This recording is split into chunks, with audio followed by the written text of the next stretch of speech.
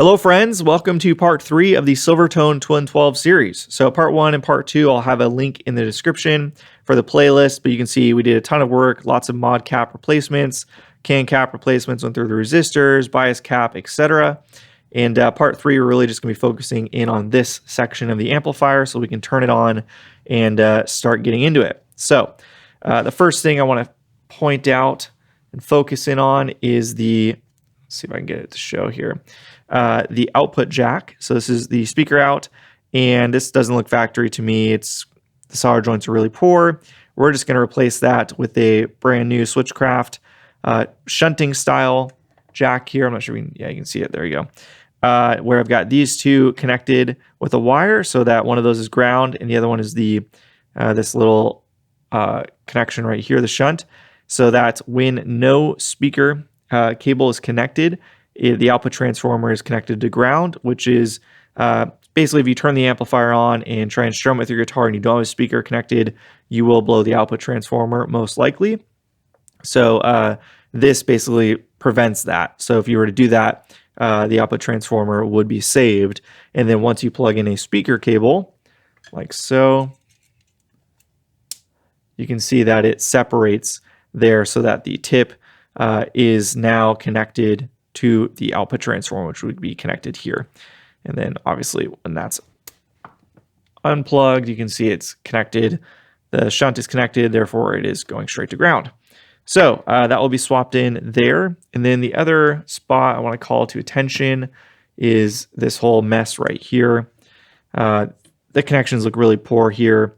This right here is the output transformer, and they've got another extension lead right here going to the jack. It's not really necessary. It looks like this is probably long enough to reach here, so we probably will just bypass this. And then these connections here are very poor. And then we do have one other connection from the output transformer here, which is, not really sure. It's not going into anything currently, so I'm assuming this is probably the other tap from the output transformer for, maybe this is a 4 ohm, this is 8 ohm or something. I have no idea. I haven't looked up or tried to figure out this output transformer yet. We're just going to connect it as is because it worked according to the owner. So we will go forward with that, and then we'll do some deeper diving and figure out and fine tune as needed. And then once we've done the 3-prong replacement and the output jack, sorry, did I skip ahead? 2-prong being swapped for 3-prong. Once we do that, then we'll be able to fire it up, check bias, and confirm overall health to see if there's additional things that we need to do. So that was a lot. Let's go ahead and get started. I think we'll do the output jack first. So the hole does look factory to me, but I think it probably, maybe it was had a hardwired cable just by the look of it. Looks like they opened it up more to fit this jack here. Yeah, I think that's what happened. So let's go and just pull this out here so we can remove these connections. And I might even just cut this. Yeah, I'm just going to cut it because it's a mess. And then just to show what I meant by how poor these are, let me change the focus. So the solder connections look really bad on these. So that is out of here. And then we can go ahead and disconnect these. So this is just so gross right here. Gotta love the green sludge that comes off of the corrosion, off of the old wire. It's always fun to deal with. Yep, there you go. Wasn't in the eyelid at all. So that's lovely. Good for us, made it easier. And then again, this one I don't think we'll need, but first thing I want to do is just clean this up because it looks so bad. So this wire is also from the output transformer, this ground connection. So we want to get that better. Oof, that looks lovely. Something just break? There's just an orange wire floating there. Right here, I don't know if you can see that. I think it might have broken off this pin. I didn't even think I even touched it. What is that from? That's just a little bridge connection. Yeah, okay, I'm going to review the footage. See what happened there. That's crazy. All right. Upon further review, I see no evidence that I ever touched this. It's kind of tucked away. So I think it was just always like that. And I'm not sure. It's connected here to this terminal. It's got all this stuff going on, which I think this is maybe related to the trim. I'm not sure. And I don't have the schematic in front of me. And to be honest, the schematic is a bit confusing on these. So I'm going to have to figure that out. But it appears, as far as I can tell, to be going to, what was that, pin 8? I think that's pin 8. That looks like there's a wire sticking up. You're not going to be able to see it, I don't think. Let me see if I can zoom in and show you guys down there. Hopefully you can see that a little bit, but it is a horrific soldering job down there right here. See if I can zoom in even more. So yeah, it looks like a very rough soldering job there. So obviously this was a replaced tube socket. And then there's a wire sticking up right there. Gosh, those are so bad. But I don't see any extra wire. Wow. Gosh. Disgusting. I wish you guys could smell the terrible smell that makes. Let's see if I can suck that crap up with some wick here. So much excess solder. And the one next to it is atrocious too, but I think we're going to do one thing at a time here. I don't see an additional wire there, so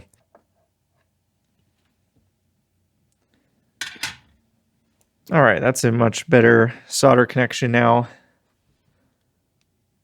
Not even sure if you guys could see any of that. My hands probably covered it all, but all right, so we still have that mystery wire. Let me just look visually for a moment and see if I see any obvious connections. The short wire, so there's not a lot of places for it to go.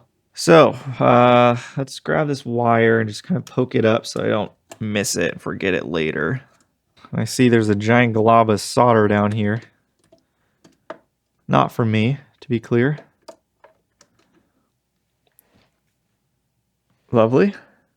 All right, so I've got the jack here. I'm just kind of figuring out placement for it because the hole was enlarged too much. And the actual metal chassis here was bent and kind of messed up. So I put a bigger fender washer and we're going to try and tighten this down to flatten it a bit. And I also added in a lead here, which will be the ground connection going to this lug. Already soldered on there. So that's ready to go once we're ready for that. But for right now, we just want to focus on trying to tighten and flatten the kind of aluminum chassis here. All right, that was a pain in the butt to install, but we got that done. Now I think I'll probably, because this is so bad, cut this. Yeah, we'll just cut this and connect it here, but we can start a little fresh at least so it's less terrible. All right, finally, connect this ground connection for the output transformer. We're just going to tack solder it on right now because we got to get the jack on there as well. So I'm going to go and fish that back out. Get these out of the way again. Fantastic. Okay. Now we can connect this here. But I'm just going to have it floating for right now because we'll circle back to that. Oof, and that just broke off the other end. Let's see where that came from. All right, I know where that came from.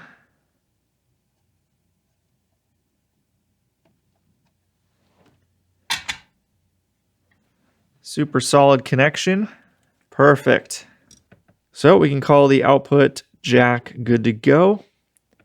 And I guess we can move on to the 3-prong. Now, this might not work right away. I might have to order another part here because I'm not sure how big the hole is and whether it's going to fit the thickness of the 3-prong cable I have here. So we will find out shortly. First and foremost, let's just go ahead and chop this. We don't need it anymore. So first things first, let's just go ahead and remove the existing wire. Hopefully it'll pop off easily. If not, we'll just cut it.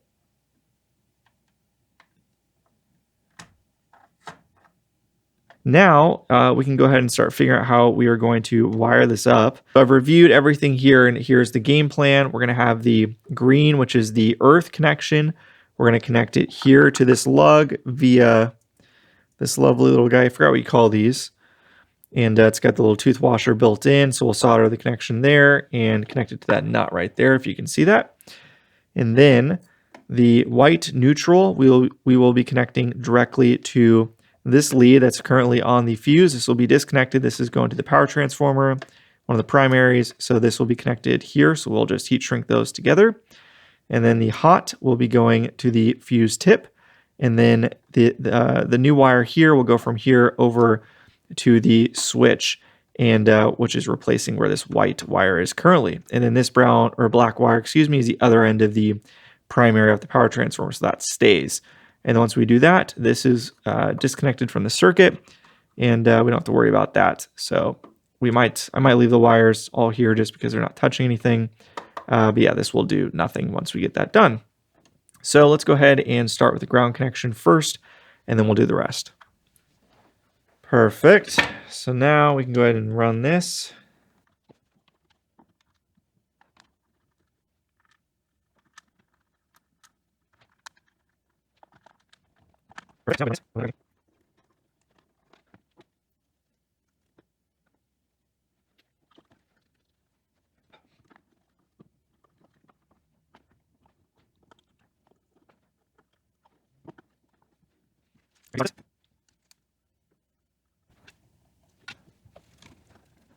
And just like that, folks, we should be able to turn it on. So I looked online to try and figure out the mystery of this, orange wire that broke.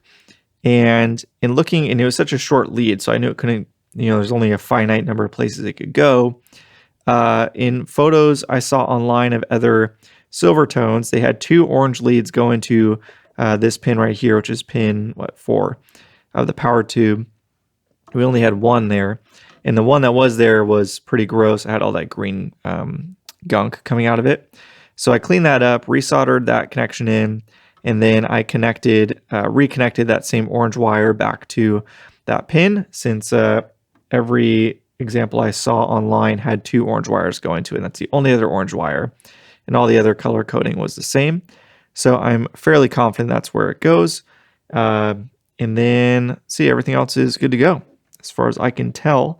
So it is too late to turn it on now, so we'll have to do that tomorrow. But for you guys, it'll be just in a moment. So let's get to it.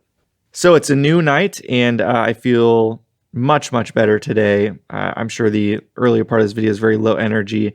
Long couple nights, but either way, I'm really excited to finally turn this thing on, and hopefully we are able to start getting some output. So just a quick recap. I can't remember if I did this last night or not, but we've got white for the 3 prong. This is the neutral going to the power transformer, the primary there, heat shrinked. The other end of the power transformer, the primary, is going to the switch.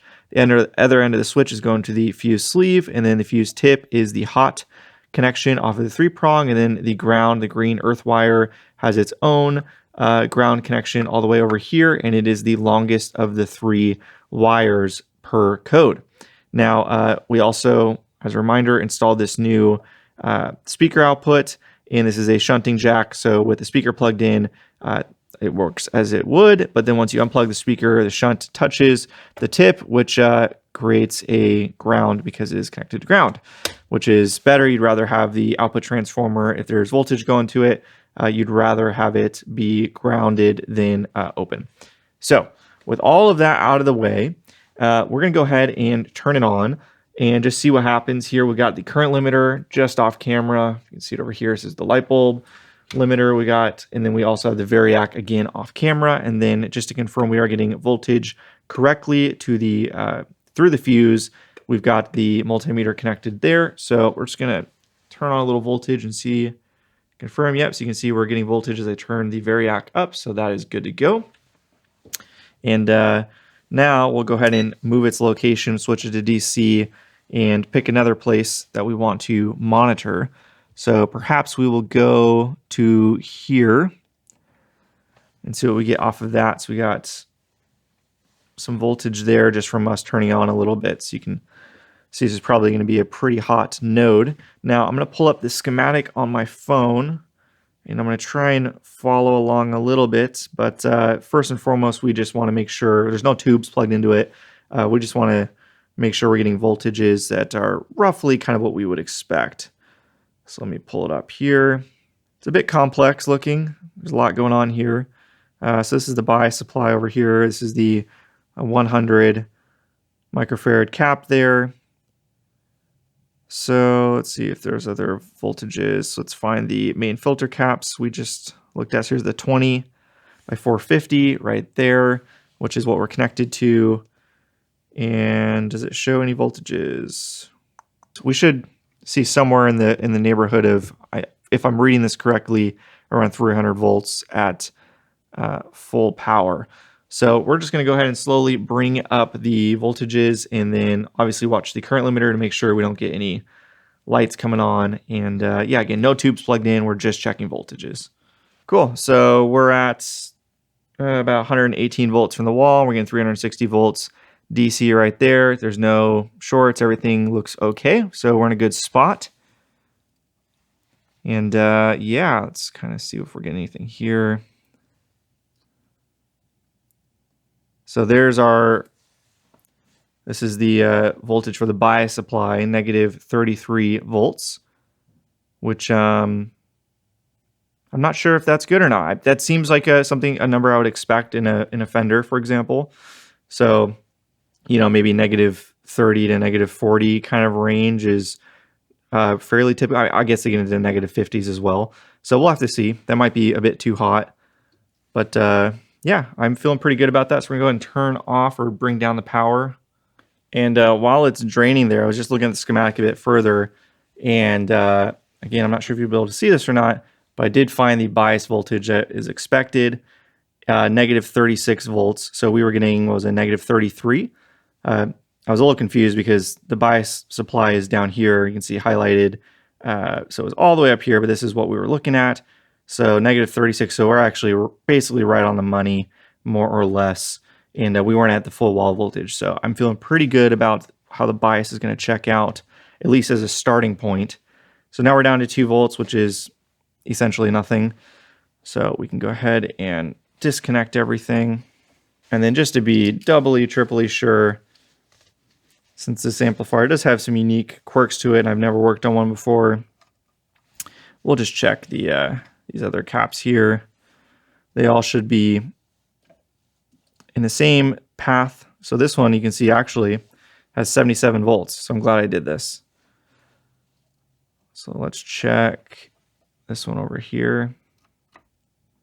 That one's got nothing. That one's got nothing. So for some reason, this one still has quite a bit of voltage, actually. 75. So let's go ahead and drain that one. We'll check all these. 2 volts. These should all be the same. 2 volts. 2 volts. So let's grab the snuffer stick and clear this one out. Okay, there's a lot going on here. It's it's hard to place everything with the camera and all of that, but we've got all the tubes in it in exactly the same order as they came to me, and the owner told me that the amplifier worked. So we are everything was put back exactly how it was. I marked all of the tubes accordingly. So in theory, we should be good to go as far as that is concerned. So all the tubes are in it. We've got a bias probe in this tube socket, the far one, which is the replaced tube socket there, to be able to check the bias with. And then we've got the multimeter here connected to the other tube socket, pin 3, which should be giving us about 475 volts according to the schematic. So we got the current limiter all, as I mentioned before, we've got it connected to a speaker cab, and all the volumes and everything are turned all the way down. Let me just double check that one more time. Yep, everything is turned down. So now we can go ahead and fire it up, and hopefully everything will be great. So we're only at 10 volts from the wall, and there's already almost 40 volts on pin 3. So you can see how much more amplification in voltage it's getting there. Current limiter looks fine. Everything's looking good so far. And I hear noise coming from the cab now. Okay, so we're now at 120 volts from the wall. And looks like we're getting 388 volts on pin 3. According to the schematic, we should be expecting 475, so we're nowhere close there. All the tubes appear to be glowing fine, so very, very clear there's not any catastrophic issue or anything. Oh, I forgot. We're plugged in the current limiter too. What am I thinking? So that is absolutely going to drop down the voltages. I don't know how much, probably not that much, but it's safe. We're showing there's no, short or anything very clearly on the current limiter. So let's go ahead and fire it off. And we will plug it directly into the variac versus going into the current limiter. Okay, so we've got the current limiter out of chain now. We're going directly into the variac, and then I've got the bias probe moved over to the original tube socket, just in case there's something weird going on with the replaced tube socket, how it's wired. Just looking at visually, I don't really see anything, but yeah, there could be something I'm missing there. So we'll see if we get any measurement on the bias probe on that socket. All right, so we're at 120 volts from the wall, and would you look at that? We're at just about exactly 340 volts, which is what we want to see. So we're going to mark that down. Looks like we're dropping a little bit, but we're very close. So that's great news. 460 volts roughly. I believe the schematic was 475. So yeah, we're very close there. So that's good news as well. Let's check the negative bias now. Negative 33, and the schematic says negative 36. So that's also not bad. Great, I'm feeling much better. We're in a much better place. Now, I don't know why I totally forgot about the current limiter, which obviously makes a big difference. So the other concerning thing is we're still not getting anything on the bias probe. And let me take it off standby. Amp's very clearly on and quite noisy. I do imagine the grounding in this is just horrendous because there is it's an aluminum chassis. So you're really reliant on a bunch of screws everywhere. I don't know if these are ever going to be that silent. I think it would probably take a ton of reworking to get there. But yeah, nothing there. But it's a number that's very close to schematic, so I'm not worried about the tubes cooking or anything. They're definitely in a safe range. So that's all good. And I'm trying to think if there's anything else to check here. So I'm not actually sure how this happened, but I turned it off and turned it back on. And all of a sudden, we are now showing the plate voltage and plate current off of the bias probe.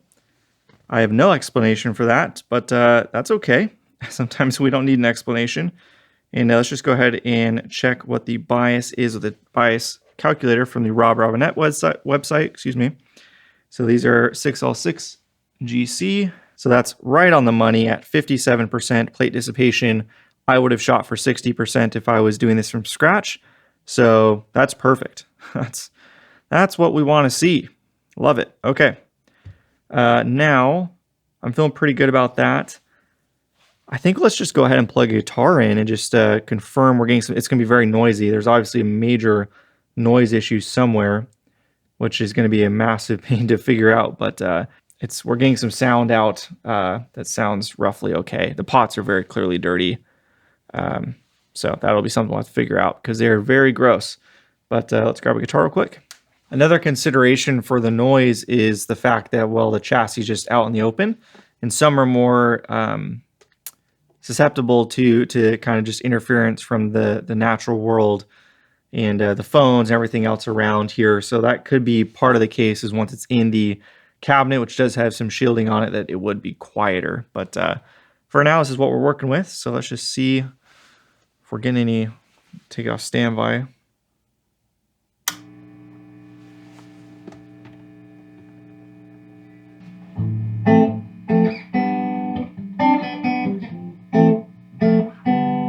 All right, we have sound. That's good news. Very, very noisy.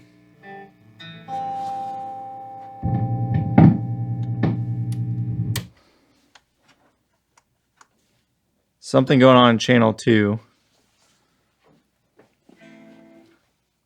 So we got the volume off on. Turn all the EQ down as well. Turn off standby. Lots of dirt in the volume pot here.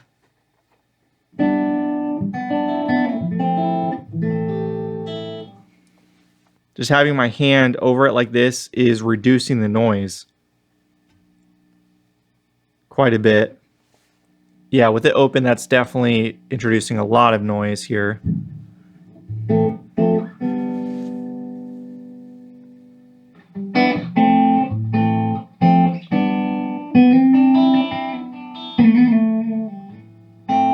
It's very late, so I don't want to play much, but otherwise seems to be performing fine. Except for the volume pot. It's definitely dirty.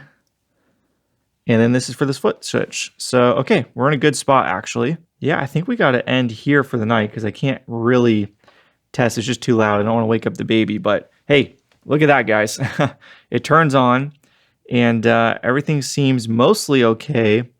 I think, probably some of the parts need to... I don't think Sam's been on for a long time. So, it's kind of one of those things I'd probably just let it sit for a bit and see if any issues come up after it's been kind of on for, maybe an hour or so, warming up. And but everything looks good. The bias is perfect. I mean, that's great, right on the money. And pots are definitely gonna need some love, so we will definitely circle back to that.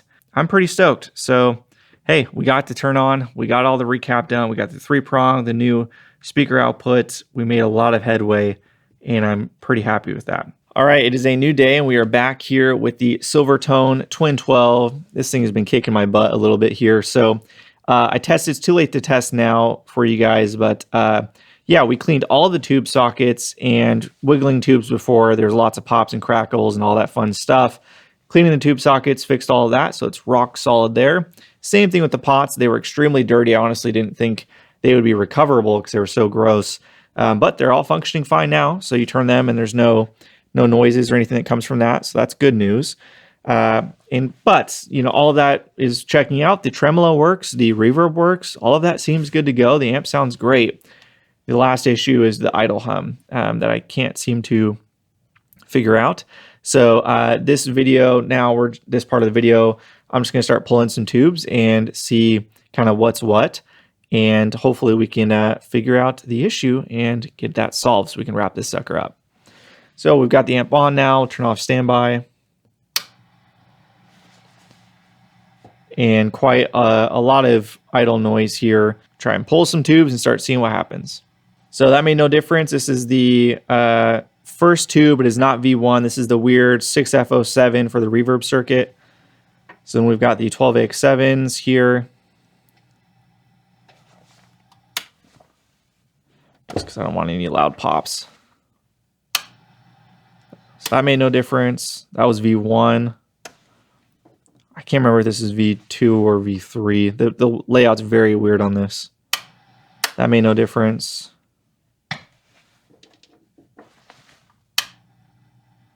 That made no difference.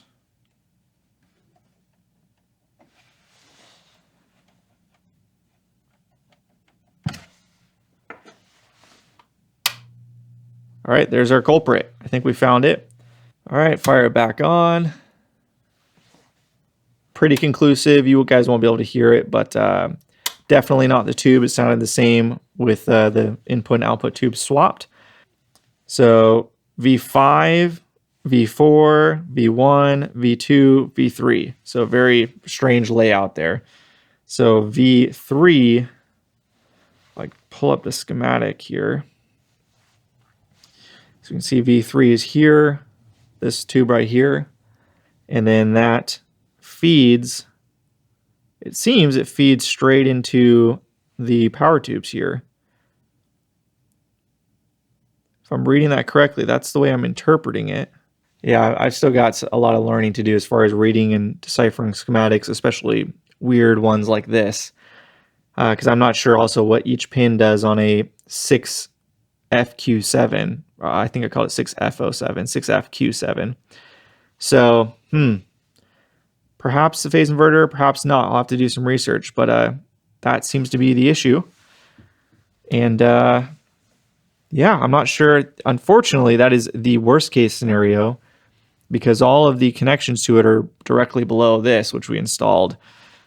And I checked all of the resistors beforehand, and they all tested fine. We did replace one 68K. I believe it was a 68K. And, maybe it wasn't, but we did replace one resistor here. Maybe it was 100K or something. I can't see it from where I'm at, but that was the only one that tested off. So I am not quite sure. So more investigation to be done there, but unfortunately, that means this project will continue to be delayed. This one's been on the bench for far too long. A tough project for sure. But all right, I think we're gonna go ahead and end here, and then and yeah, let me know what you guys think if you have any ideas in the comments. And until next time, see ya.